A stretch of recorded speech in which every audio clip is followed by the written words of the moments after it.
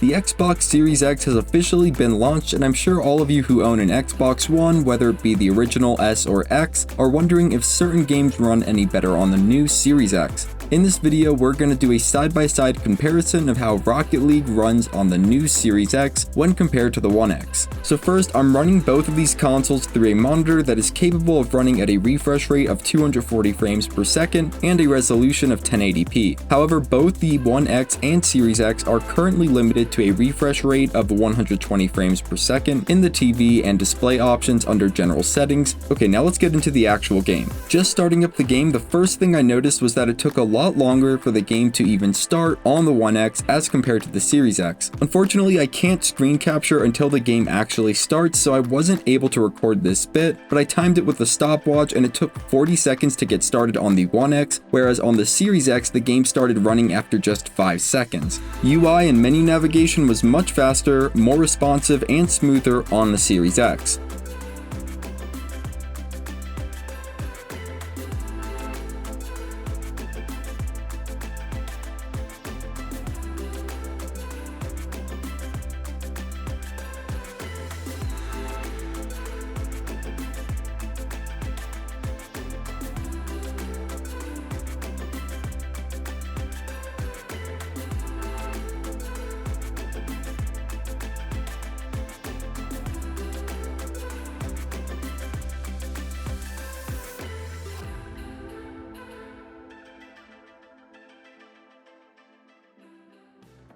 Whereas switching between car presets on the One X took a significant amount of time and textures needed to load in after the presets popped up, switching between presets on the Series X was almost instant and textures loaded in quicker than I could even notice.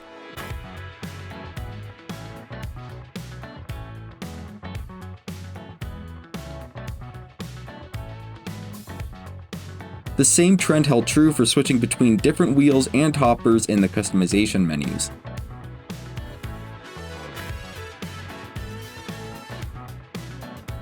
Loading into free play and custom training packs took less than 3 seconds on the Series X as compared to the One X, which took at least twice to 3 times as long. The custom training packs also loaded in much faster on the Series X, and the textures of the field and cars were fully loaded in at the same instant.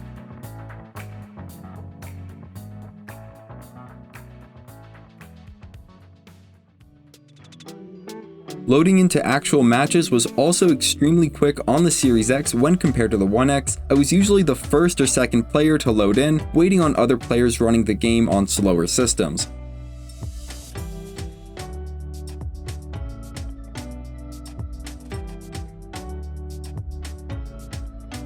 Rage quitting has never felt so satisfying as it does with the Series X, as the time it takes to load back into the main menu was less than a second. So what most of you probably want to know is, how did it affect the actual gameplay? Now this is tricky because at a lot of points it felt very similar to the One X. The game runs smooth and there are no hitches. However, there are certain moments where it seems the Series X definitely provided some benefit. One of those was when demoing an opposing player. On the Xbox One X, demoing opponents often caused the game to hitch or stutter as the system tried to catch up with what just happened.